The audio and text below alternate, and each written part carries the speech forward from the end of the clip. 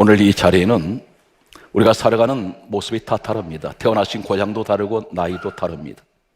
어쩌면 이 자리에는 이 땅에 태어나신 지가 이제 20년의 세월이 흘러간 분도 계실 것이고 30년 세월이 흘러가고 있습니다.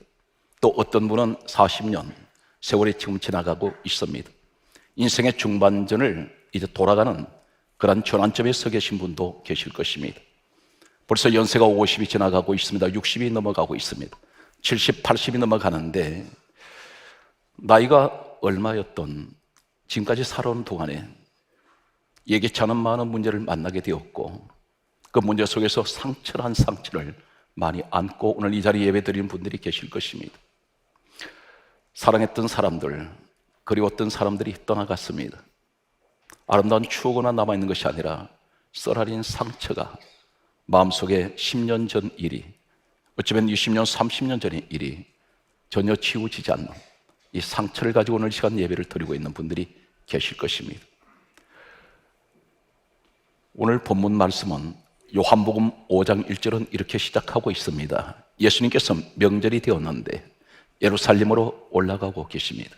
오늘 요한복음 5장 2절에 베데스다 목가에 행각 5이 있습니다. 그런데 행각 안에 사람들이 모여 있습니다. 요한복음 5장 3절은 이렇게 기록하고 있습니다. 그 안에 세 부류의 사람이 있는데 맹인이 있습니다. 앞을 보지 못하는 소경들이 그곳에 있었고, 두 번째 강조하는 내용은 다리를 저는 자들이 있었습니다. 세 번째가 혈기 마른 자들이 있었습니다. 세 부류의 사람들 가운데 공통점이 하나 있습니다. 전부 누워 있습니다. 베데스다라는 이 의미는 헬라인은 자비의 집, 다시 말씀드려서 은혜의 집이라고 부릅니다. 복음적으로 말씀드리면 오늘날 교회를 의미하고 있습니다. 교회는 은혜의 집입니다. 그런데 이 사람들이 누워있는 모습들 가운데 소경이 있습니다. 영적으로 무엇을 말씀하고 있을까요? 교회를 나와 앉아있기는 있는데 전혀 앞을 보지 못합니다. 그분들에겐 미래가 없습니다. 캄캄합니다. 다시 말해서 소경된 믿음 생활하는 사람들이 있습니다. 영적으로 대단히 어두운 사람들이 있습니다. 두 번째가 다리를 저는 사람들이 있습니다. 정상적으로 신앙생활이 되지 않습니다. 늘 쩔뚝거립니다. 잘 넘어집니다. 정상적으로 걷질 못합니다. 비정상적인 그러한 신앙생활을 하는 사람들이 있습니다. 세 번째는 혈기 마른 사람들이 있습니다. 말랐다는 것은 전체가 무엇을 의미하고 있을까요? 은혜가 말랐습니다. 믿음도 말랐습니다. 감사도 말라버렸습니다. 기도가 말랐습니다. 가정으로 돌아가서도 이 사람은 세상 사람과 전혀 다를 바가 없습니다. 가정에 사랑이 말라버린 지가 오래되었습니다. 교회는 나오는데 타성에 젖어 있습니다.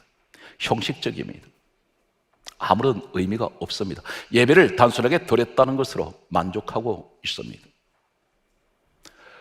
오늘 이러한 사람들, 그런데 이 사람들이 베데스다 목가를 중심으로 해서 누워 있는데 성경 말씀은 이렇게 기록하고 있습니다. 요한복음 5장 4절은 말씀하시기를 천사가 가끔 못에 내려와 물을 움직일 때에 먼저 들어가는 사람은 어떤 병이든지 낫게 되밀어라, 이렇게 말씀하고 있습니다.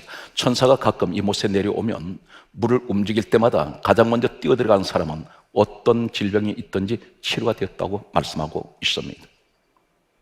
그런데 이 베데스다 목가에 한 사람이 있습니다.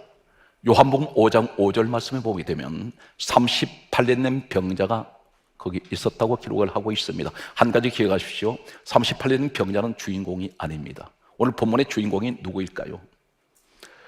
이 사람은 대상일 뿐입니다. 그런데 주인공이 다른 한 분이 있습니다. 그분이 바로 누구시냐면 요한복음 5장 6절에 말씀하고 있는 예수 그리스도가 오늘 주인공입니다.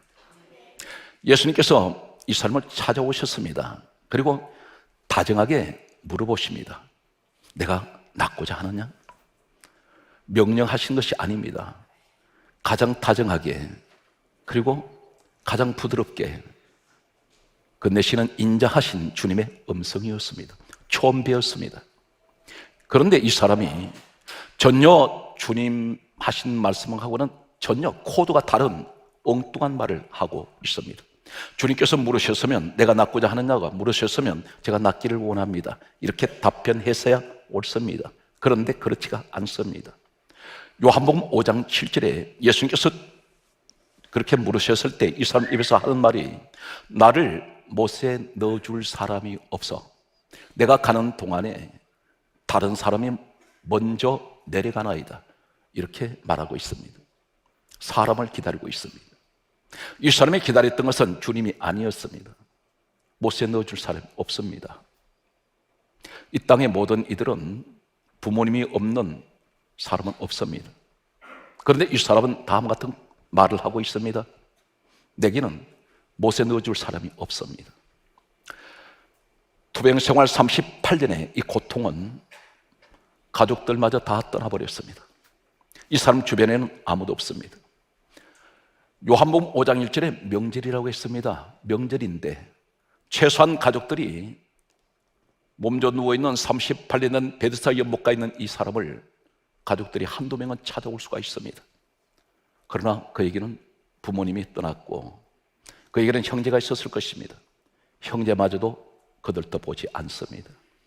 그에게는 친구가 있었을 것입니다. 친구 한 명 찾아오지 않습니다. 그에게는 친척이 있었을 것입니다. 그러나 그 친척 한 사람 찾아오지 않습니다. 어쩌면 이 사람은 성경 전체에서 나타나는 배경은 여자가 아닙니다. 남자입니다. 그렇다면 그는 어쩌면 결혼을 했던 사람인지도 모릅니다. 그렇다면 아내가 있었을 것입니다. 자녀도 있었을 것입니다. 그러나 어느 한 사람 그림자 하나 보이지 않습니다. 이것이 솔직한 우리의 모습이라는 사실입니다. 내가 망하고 내가 몸이 아파서 장기간 누워있을 때 내가 화려했던 지난날의 그 시절에는 구름대처럼 수많은 사람들이 내가 원하지 않아도 모여들었습니다. 그러나 무너졌을 때 내 인생의 패배를 내가 당했다고 생각할 때, 내가 망했다고 생각할 때 사람들은 내 가족조차도 가까이 오지가 않습니다.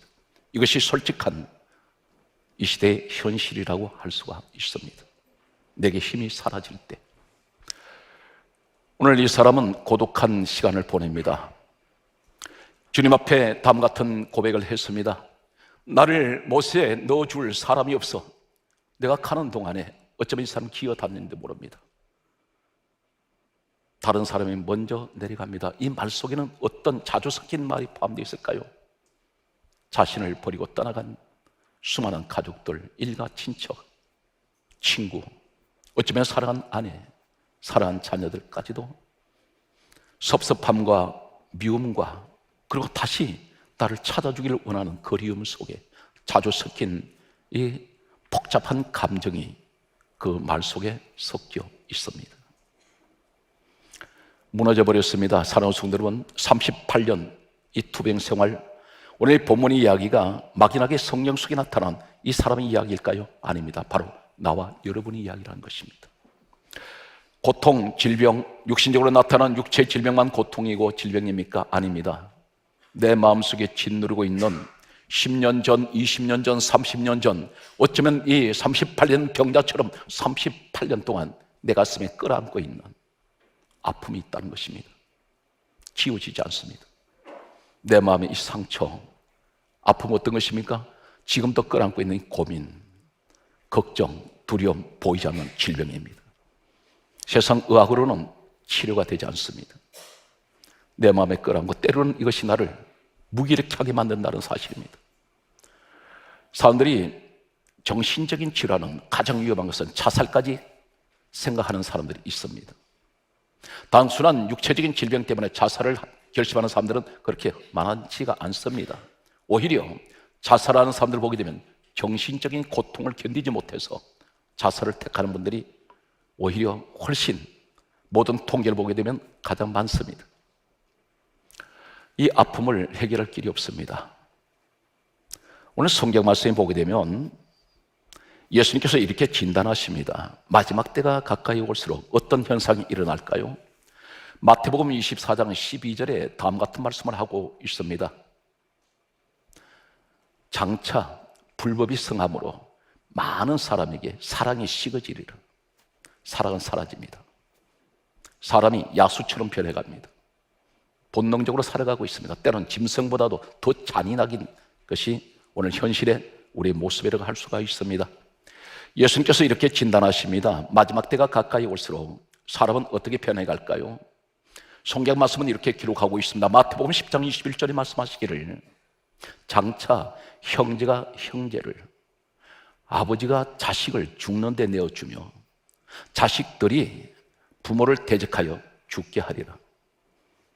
우리 지금 가장 가까운 이웃들이 어떤 사건들이 일어나고 있습니까? 신문지상에 지면이 부족할 정도로 사건, 사고가 계속해서 하루가 다르게 일어나는데 끔찍한 사고들이 일어납니다.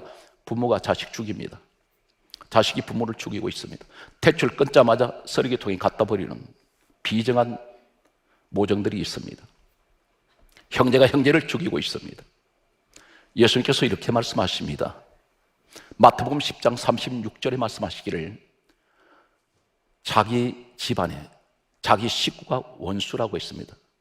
너희 집안의 원수가 누군지 아느냐? 바로 자기 식구라는 것입니다. 나를 낳아줬던 부모가 나를 죽이고 나를 키워준 우리 아버지 어머니를 자식이 죽이고 있습니다. 형제가 형제를 죽입니다. 믿음의 사람들이 가장 고통을 받았던 것은 성경에는 각 시대의 가정사를 낱낱이 고발하고 있습니다. 성경은 좋은 이야기만 기록하지 않습니다. 가장 드러내기 어려운 치부들을 적나라하게 드러내고 있습니다. 이것이 인간들이 살아간 인간사의 모습이라는 것입니다. 믿음의 사람들이 얼마나 많은 상처를 받았습니까? 성경 말씀을 보게 되면 요셉이라는 사람이 있습니다. 창세기 37장 10절 말씀을 보게 되면 이 요셉은 아버지께 다음 같은 말을 했습니다. 이 사람은 하나님께서 주신 꿈이 있었습니다. 그의 나이 17세입니다. 하나님께서 해와 달과 별이 절하는 꿈을 꾸주셨고 곡식단들이 절하는 꿈을 주셨습니다. 이 사실을 아버지께 이야기를 했습니다. 이 말씀이 창세기 37장 10절에 이렇게 기록하고 있습니다. 하나님께서 내게 이 꿈을 주셨습니다 했더니 그 아버지 야곱이 하는 말이 다음 같은 야단을 칩니다. 나와 너 어머니와 너 형제들이 너 앞에 절하라는 얘기냐? 이 요셉을 막무가내로 혼을 냅니다. 이 사실로 인해서 꿈을 꾼 이야기를 했던 것 때문에 이 사람 미움을 사게 되고 나중에 10명의 형들로부터 그는 죽이기 위해서 구덩이에 던지게 되었고 나중에 노예로 은 20에 팔아버리게 됩니다. 누구에게 이 사람이 인생이 망가져 버립니까? 그 형제에게, 집안 식구들 때문에 버림받게 됩니다. 요셉은 말할 수 없는 상처를 받습니다. 그는 끌려가게 됩니다.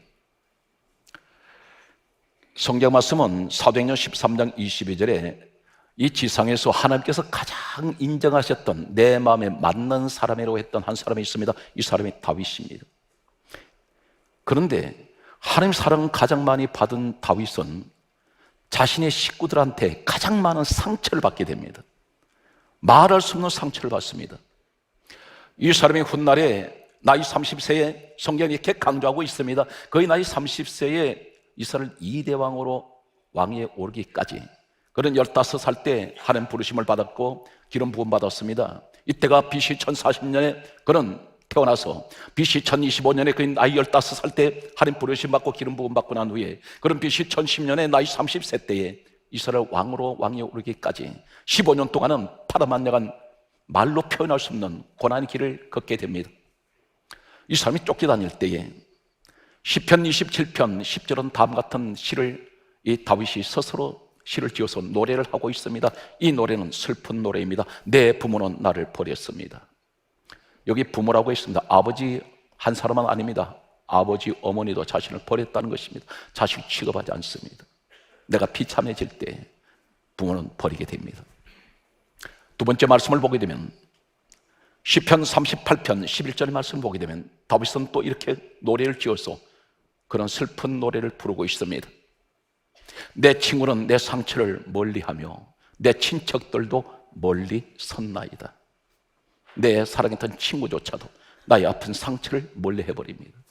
친척들조차도 멀리했습니다. 저 사람 가까이 해봐야 아무 유익이 없다고 생각했습니다. 이것이 인간의 이기적인 생각이라는 것입니다. 시편 69편 8절에 보게 되면 그에게는 형이 7명이 있었습니다. 다윗은 8번째 막내 아들입니다. 그런데 이 사람이 쫓겨다닐 때, 고통을 받을 때에 끼니를 잊기가 어려웠습니다. 어쩌면 사경을 헤매는 그런 상황에서 형들을 찾아갔던 모양입니다. 그런데 성경이 이렇게 강조하고 있습니다. 시편 69편 8절에 말씀하시기를 나는 내 형제들에게 객이 되었고 내 어머니의 자녀들에게는 낯선 사람이 되었습니다. 객이란 말이 무슨 말입니까? 나그네입니다. 나그네 취급합니다. 잠깐 머물렀다 가는 사람, 낯선 사람이 되었습니다. 문전박대를 해버렸습니다.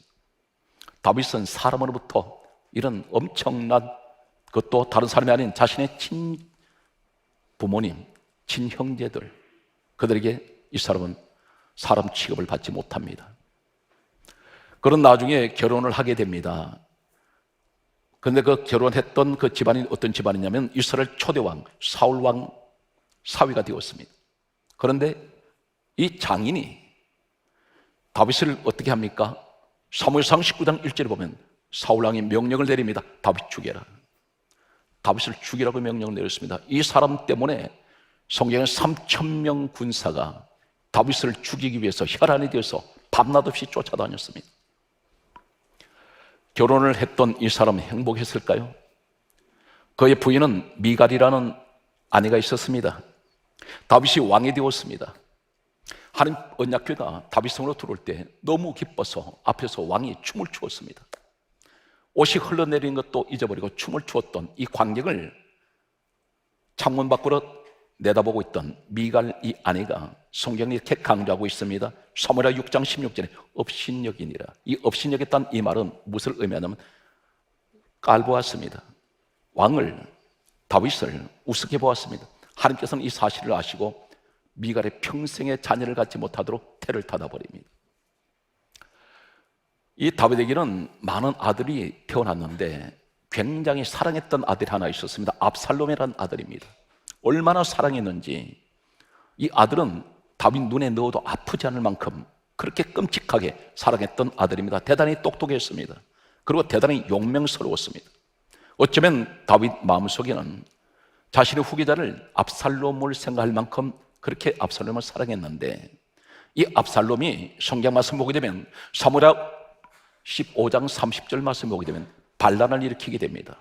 그리고 쿠데타를 일으켜서 늙은 아버지 다윗을 백발이 성성한 이 아버지를 왕위에서 쫓아냈습니다. 그래서 성경 강장이를 맨발로 울면서 도망갔습니다. 다윗이 누구에게 내쫓겼습니까? 자식에게. 성경 말씀은 또 이렇게 기록합니다. 가장 충성스러웠던 신하가 한 사람이 있었습니다. 바로 바세바의 할아버지가 있습니다. 아히도벨. 이 사람은 사무엘하 17장 1절에 다윗의 평생에 가장 충성스러웠던 신하 중에 한 사람이었습니다. 그런데 다윗이 내쫓겼을 때에 바로 다윗의 아들 압살롬 편에 서서 이렇게 말합니다. 아히도벨이 내게 군사를 주십시오. 내가 다윗을 쫓아가서 죽이겠습니다.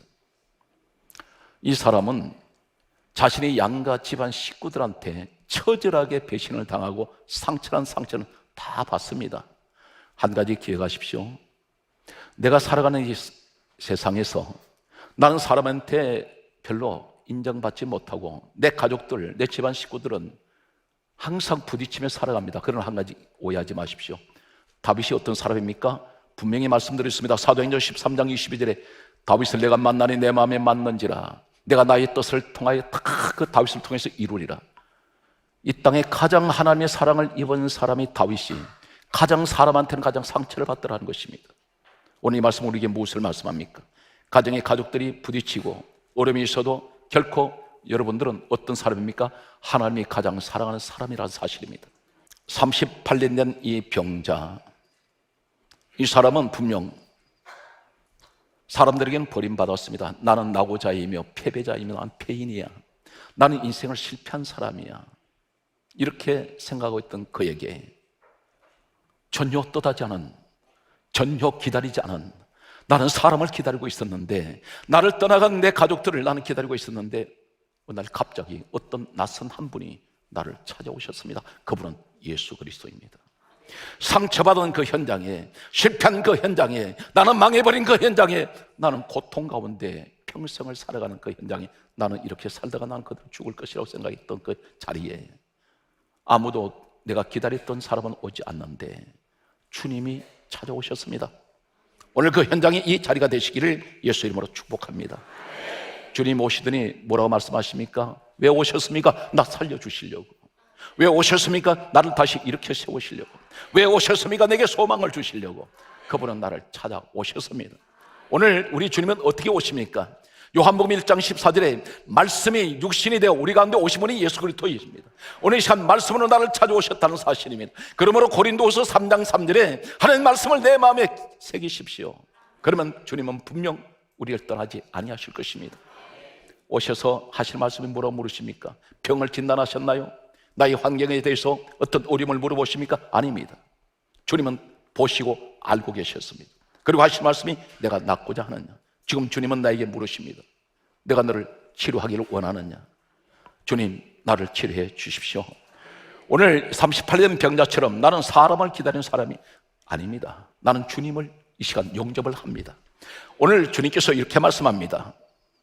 요한복음 5장 8절에 말씀하시기를 일어나 자리를 들고 걸어가라.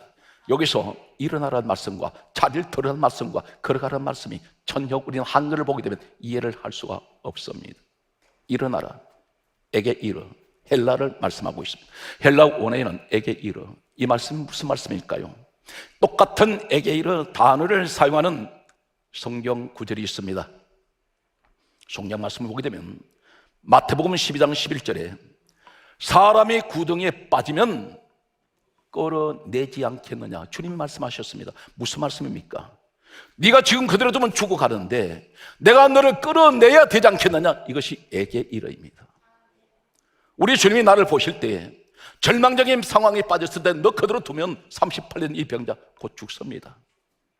주님은 그대로 내버려둘 수가 없다는 것입니다. 그래서 에게 이르를 하셨습니다. 내가 너를 끌어내기 위해서 왔다. 어디에서? 사망 가운데에서, 질병의 자리에서, 환난의 자리에서 38년 이제는 너 고통 마감시키려고 오셨다는 것입니다. 또 한 가지는 마태복음 10장 성경은 8절 말씀 보게 되면 죽은 자를 살리며 이 말씀이 에게 이르입니다. 나는 너를 살리려 왔어. 오늘 이 말씀이 막연하게 성경 본문 속에 38년 병자기 주신 말씀이 아니라 이 자리에 주여 내가 38년 병자입니다. 오늘 나 살리려 주시려고 오늘 이 말씀을 내게 주신 줄로 나는 믿습니다. 여기서 자리를 들어라, 이 말씀은 무슨 말입니까? 자리를 버려두고 가는 것이 아닙니다. 들어라 이 말은 너는 다시는, 내가 너를 만났으니 너는 이 자리에 다시 누울 일이 없어. 너는 다시 고통의 자리에 앉을 일이 없다. 이것이 오늘 자리를 들어라는 말씀입니다. 걸어가라, 이 말씀이 어떤 말씀일까요? 페리파테오. 오늘 페리파테오라는 이 헬라어는 이 걸어가라는 이 말씀에 엄청난 비밀이 있습니다. 본래 페리파테오라는 이 의미는 파테오라는 말에서 유래가 되었습니다.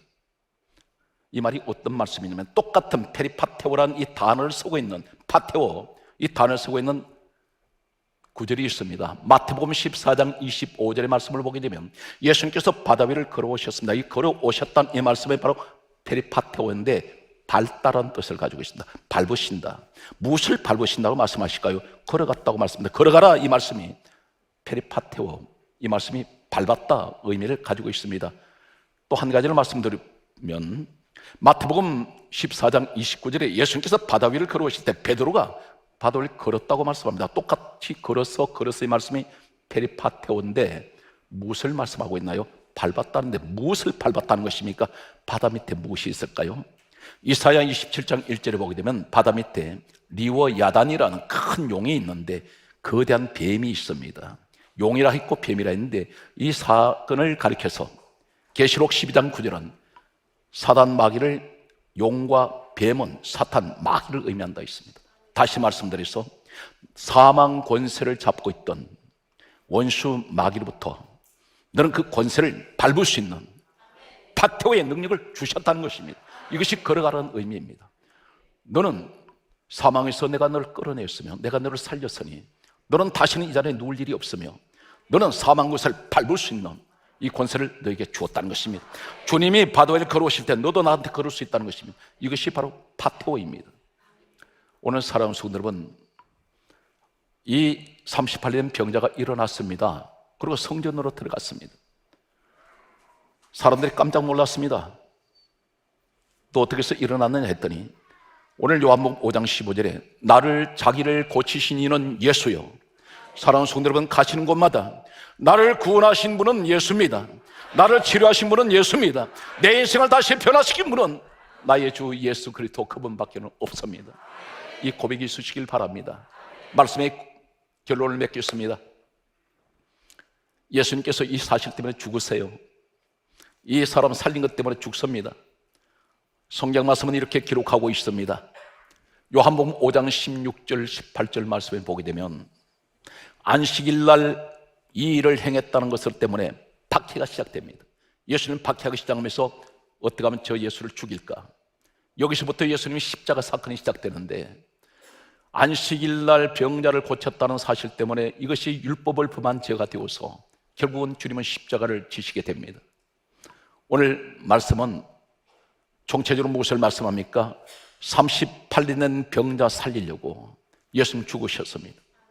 오늘 나 같은 죄인 살리시려고, 하찮은 인생, 버림받은 인생, 나는 실패자인데, 나는 낙오자인데 아무도 나를 기억해 주지 않는 이 처져가는 내 인생 속에 어느 날 주님은 나를 찾아오셨습니다. 그리고 나를 구원해 주셨습니다. 그리고 그분은 십자가를 대신 지시게 됩니다. 성경 말씀의 결론은 시편 146편 3절은 이렇게 말씀합니다. 너희는 인생을 의지하지 말고, 히브리서 12장 2절에 믿음의 주요 오직 예수 그리스도를 바라보라고 말씀합니다. 사랑하는 성도 여러분, 이 한 주간 오직 주님을 바라보시고, 세상 분명 우리를 늘 괴롭히고 있습니다. 도전합니다. 그러나 결코 우리가 낙심할 이유가 없는 것은 주님이 나와 함께 하십니다. 범사 외에 여러분 가시는 모든 범사가 형통하시기를 주의 이름으로 축원합니다.